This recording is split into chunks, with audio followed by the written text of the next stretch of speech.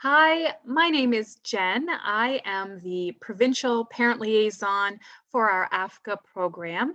And today I'm joined by the lovely Tanya, and we're going to talk to you a little bit about safety planning. This is great advice for someone who's maybe just starting out making a safety plan, or also if you've done one in the past and you haven't been satisfied and just want to flesh out your plan. We're here for you today. I come to this position as someone who has some personal life experience in this area, and I'm really happy to be able to support caregivers from that kind of caregiver perspective and lens. But I'd love to just have Tanya introduce herself to you guys real quick here now. Go ahead, Tanya. Thanks, Jen. So hi, I'm glad you're here and watching this. I hope this can be useful. I am a therapist in the Ottawa area, and I've been working with families with children with FASD and adoptive and foster families for many, many years. And I am now one of the clinical leads in the AFKA program. And so together, Jen and I are going to try to explain some of the W's of what safety planning are, the what, where, when, who, all of those sorts of things. So let's take it away. Awesome. And we just wanted to start by sharing a little bit, in case you're watching this video and you don't actually know what we mean when we use the acronym AFKA. AFKA stands for Aggression Towards Family and Caregivers in Childhood and Adolescence. And it's really a pattern of behavior that does happen in childhood and adolescence, and it's characterized by aggressive behavior that might be physical. It might also be verbal aggression, property damage, psychological or emotional. It does cause significant harm to the entire family, not just the person that's directing the behavior. And it really does stem from this kind of struggle that children have and teens to co-regulate with the adults in their lives, especially their caregivers who they might have attachment issues with. We often see AFKA expressed in homes where there's a lot of neurodivergence. And so these are the families that we're coming alongside right now. You can see at the bottom of this screen here, there actually is a consortium that you can go and visit all about AFKA and find out more about it. But it's something that's kind of a new term we're using here in North America, and we're really excited to kind of bring some of these issues out of secrecy and out of the darkness and into the light, so we can talk about it more and really get families the help and support that they need. So with that in mind, Tanya's just going to, I think, dive right in here into some of the nuts and bolts of safety planning. So I'm going to turn it back over to her. Thanks, Jen. So we thought we'd start with what is a safety plan. Some of you may, like Jen said, have already made one before, or someone has spoken about this. And I think one of the difficult parts about safety plans is, in order to have to do a safety plan, it means there is some element of danger in your lives. And that is a tough piece because it's not how any of us expected our families to be. It's not what we pictured. And so sometimes doing a safety plan is really a bit overwhelming. So we're going to talk a little bit about that as we go along. But the idea of what is a safety plan, it's the best plan that you can come up with for keeping everyone as safe as possible. And one of the things that I've learned is it's really important to do a safety plan when you're calm. So you cannot do it when you're in crisis, because we can't think well when we're in crisis. And it needs a certain amount of creativity. It needs, you need to be able to really think it through. So you want to be able to plan it in calm so that you don't have to think when you're in danger. You want to be able to automatically have this stuff already thought through so you can just act. You want to consider things like prevention. What things can we do to prevent something from escalating? Also some de-escalating. What works, what has worked in the past. Maybe come up with some ideas with someone else about what might help bring calm in the moment. And one of the things that's really important is a safety plan is often not a fast thing to make. You might have to, and I think a lot of this is because of the emotional part of it.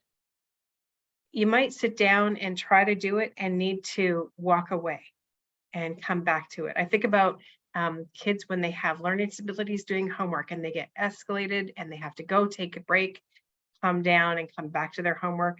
That's a lot like what making a safety plan is.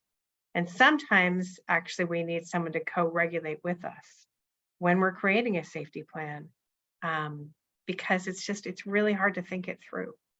And you need someone else to help think that through. And one of the great rules is it needs to be as simple as possible and as specific as possible. You might even need different safety plans for different situations. And that's okay. There might be little variations. For example, a safety plan for when one parent's out of town and the other parent's alone, or a safety plan for the summer holidays, which we're about to, well, don't know when you're going to watch this, but we're about to come into the summer holidays, and some people need a different safety plan for summer holidays and school time. So, and I like this, it's an important message at the bottom of this slide. A safety plan will not remove all the risks. Sometimes you're still going to need to call the police for help or someone else for help. You might need to take extreme measures to protect yourself, your child, or your other children. And you also may need to leave the home suddenly.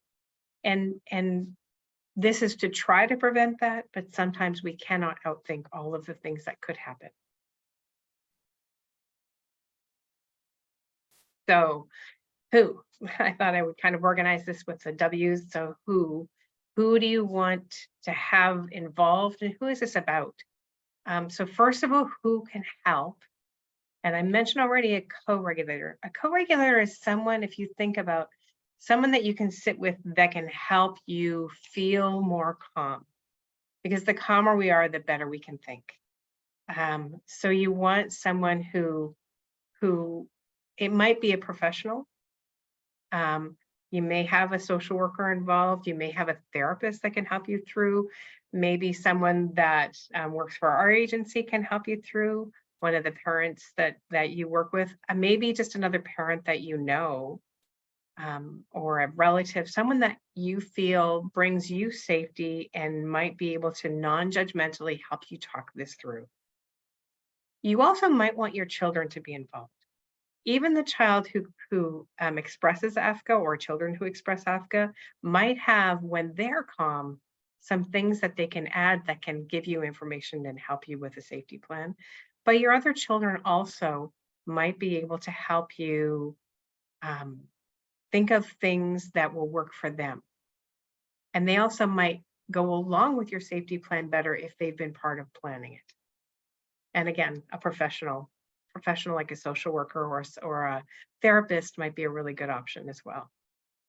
The other thing we need to consider are the child or children that express AFKA. So these are the things you consider when you're making the plan. You want to consider their different emotional states. What are they like when they're calm? What are they like when they're starting to escalate? What are the things that are triggers? What are they like? What are the things they're most likely to do when they're escalated? What do they go for? Because children vary quite a bit, but children often have a pattern. And so you want to address the specifics of that pattern. And that's different for all families. And you will probably be able to know if there are things that have helped in the past, and they can be different for different people. So what helps for dad might not help for mom, or what helps for one parent might not help for the other parent. Are there other people outside of your immediate family that can help in the moment, that will calm things down, that when things are being triggered by parents, because parents tend to be the biggest triggers, because parents have to say no and give the most instructions, and parents are the attachment figures, and that's often a trigger in and of itself. Yeah, so who is it that triggers the child, or what is it that triggers the child? And we know that often the word no, or putting a limit on, or having to shift, those things can be, but it can also be people, specific relationships that trigger. Are there specific people who can help de-escalate more effectively? And also you want to identify some of the nonverbal signs. So what's happening body language wise? What do you notice when your child is starting to ramp up? Um, are there patterns? Is it after school? Is it before bed? Is it first thing in the morning? Those sorts of things are things that you want to keep in mind. Is it before birthdays or important holidays? Are those times more of a trigger? Kind of get those patterns down so you are more aware of what might be coming and when you're going to need to rely on your safety plan more.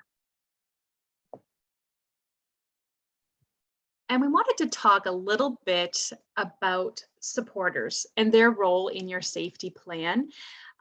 We like to use the term around here that aggression thrives in secrecy, and it's very true. And the role of supporters is that aggression is going to probably decrease as soon as you introduce more adults into the situation. So, especially if you are alone at home with your child a lot, you're going to want to map out who you can call on for support in an escalated situation. And we kind of have here some bubbles. I mean, we have this caregiver worksheet available at our organization, but it's also something you could just draw out on a blank piece of paper. But try to be, as Tanya referenced earlier, be as specific as possible. So don't just write down here neighbor. You want to write down a neighbor's name, maybe their phone number, and perhaps have a conversation with your neighbor. One of the biggest things we found that helps interrupt aggression is a child or teen being surprised by an adult just walking through the door. So maybe this is a neighbor you've had a conversation with in advance and said, hey, if I text you, come borrow sugar, can you please come walk in my door without even knocking and ask to borrow sugar? And we found that oftentimes a neighbor or friend who does this, the child will just be surprised enough to stop what they're doing, and it helps the other adults maybe get into a safer position in the home, but also just brings a lot of relief to the isolation the caregiver is feeling in that moment. But don't forget also about people that might be available not physically, but by phone or text. So we've had a lot of caregivers have success if on their safety plan is grandma's phone number, for example, or auntie or uncle's, or an EA or a teacher, that they just call and put on speakerphone. And just hearing that person's voice can oftentimes de-escalate the aggression. Just hearing that person's voice asking about how their day is going, something like that, can often just, again, kind of surprise and interrupt the child or teen enough that it brings some de-escalation and distraction. But don't forget also about some of our emergency services. A lot of caregivers have a hard time even thinking through the option of calling the police or calling 911 or an ambulance or a medical provider because they think, well, I shouldn't be calling the police on my own child. But if you're in a very dangerous situation, this is absolutely an option for you. And in fact, it might be a great idea while you're doing this safety plan to reach out to your local OPP, for example, find out if there's somebody on staff who specializes in, for example, teen mental health or neurodiversity in children. And you want, when you call, to ask for that team or that person's name for them to come along. Because there are often a lot of police staff have specially trained staff members now that are going to come into your home and have special training for dealing with children who've experienced trauma and abuse and neglect in their past, for example, children with FASD. So don't forget to actually put those numbers and names on your plan. And then we have here two bubbles. There's parent and caregiver. So who are kind of your support people you're going to call when you need help, but also your child. So there might be several children in your home. Maybe some of the children in your home are not expressing the aggression, but are on the receiving end. So they're going to want special numbers they can call, people they can reach out to. But there might be someone, as Tanya has already talked about, who does actually a really good job and really connects well with your child at helping to calm them and co-regulating with them. So let's just kind of make sure that we're figuring out who our support people are for all of us in the family. And again, this is going to be really unique for every family. It's going to be look different for everybody in the family. But before you kind of go into some of the other details of your safety plan, we just think that the supporters piece is really important. So I'm going to pass this back to you, Tanya. I wanted to just add about the calling the police. Sometimes if you can, when things aren't an emergency, call the police, they can help you know when is a good time to call them. Because sometimes giving yourself permission to call the police is difficult, but when you can hear the reassurance from them about when, that can really help you know, okay, this is the point, I need to call the police. And just to normalize it, the police can be extremely helpful. They can be that person that walks in the door and de-escalates your child. And that's absolutely what they want to do in every situation is help with the de-escalation piece. So they're there to help create safety. So the where question is about your home. And this is a difficult piece. There's a few different where things we need to think about. But one is, where are potential weapons? Where are fragile items? Where are things that you want to either protect or be protected from? And is it time to lock some things up? And I know this is a very difficult thing for a lot of people because, again, this is not what you picture your life is going to be. And this likely will not have to be a forever thing. But if it keeps everyone safe, it's really a necessary thing to think about. Some of our kids take a lot longer to learn what is okay and what is not. And in that learning time, we may need to lock things up just to keep themselves safe from their own impulsivity and their own need to protect themselves, and you safe from any aggression. Also fragile items, sometimes for a period of time, we might need to put special things away because they tend to be targets, and that's really painful and heartbreaking for people too. Also, some of our kids self-harm or have suicidal ideations. So we want to think about where are there dangers for them in those sorts of ways as well, and also protect them from those things. And then you also want to think in your room, in your house, where is there a room with a lock that should I need to keep myself safe immediately so that I have a moment, I can go to that room and look. Or our children who aren't being aggressive, where can they go to keep themselves safe? At what point, identify very concretely, at what point do we need to leave? Is there a point where I need to walk out of the house to get some space to cool things off? Is that possible? So being really concrete with those kinds of plans is really important. And so be very specific. At what point do you know that this is necessary, and what do you do? Part of your safety plan.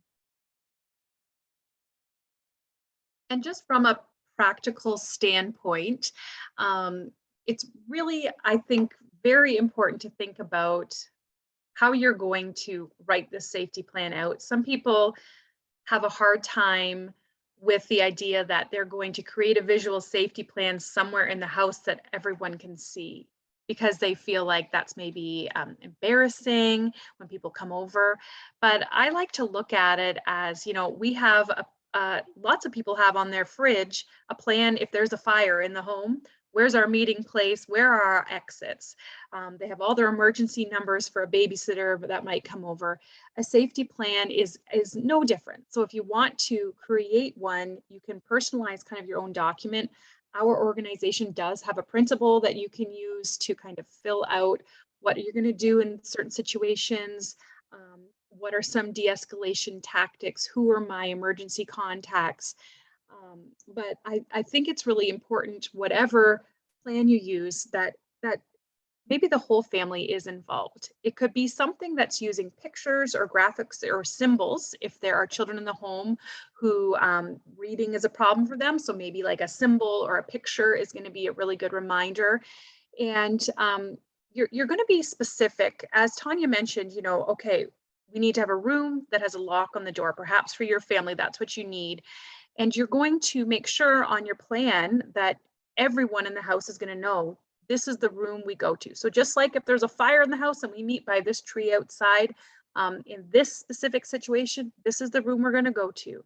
And there's going to be a charged phone in that room. Ideally, there's going to be maybe some snacks or water or something like that, maybe a comfort item for other children in the home, just so that you're kind of set up and you're doing this during moments of calm so that everyone knows what to do when they are going somewhere. And this is something that, as Tanya mentioned, don't do this alone. Sit with somebody to fill something like this out. Lots of different organizations and online tools are available that have kind of a format for doing a safety plan. So just choose something that works for you. And it might be something that you're going to revisit.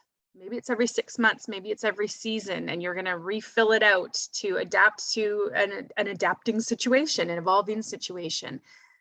So yeah, this is just something really neat that I think takes some of the guesswork out of it and has a lot of prompts to help you as you're planning. So just some final thoughts. And I think it's funny. One of the things I want to say is we don't really, I think I didn't explain well enough this at all, but one of the biggest benefits of a safety plan is it helps you be calmer. When there's an emergency, what you want to be is as calm as possible, as together as possible. And the more together you can be, the more you can think through it yourself. And if you have a safety plan made, it takes this burden of, oh no, what if, what to do. And just the knowing what to do makes you feel empowered and will help you, just will help you, and actually will help you not increase the escalation that's going on because of the escalation going on in you of panic. So the more calm, the more together, the more empowered you are in an emergency, the less you're going to escalate or increase the escalation of the scenario. So that's one of my favorite things about a safety plan. It is stressful to approach.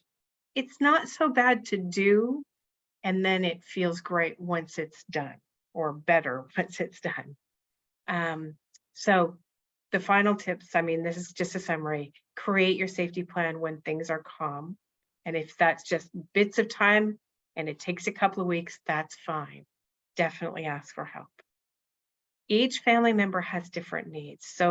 And each family has different needs. So your plan is going to be unique to your family. And there is no right way to do this. You have to do it in a way that works for you, and it won't be perfect, and that's okay. So don't try to make it perfect. Ask other people for ideas. If you know other people, that we have a whole community of people who've made safety plans. So reach out and ask for some help. And like Jen said, reassess regularly, because you've learned more about your child. You've learned more about yourself. You may have picked up some new de-escalation techniques. There may be new stressors. Your child may have picked up some new ideas or have changed their behavioral patterns.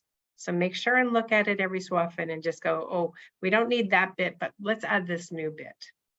So remember, every family is unique, and this is a very helpful tool. So that brings us to a close. Thank you, everybody, for joining us today. And I love to share our hashtag Stronger Together, because I hope that came across as we were talking today, that you are not alone. You're not alone in this. We're here to help. Please do reach out to our organization or other supports in your life as you're going through this process. And thank you very much for taking the time to join us today, that time out of your day. We're glad you're here with us. Thanks.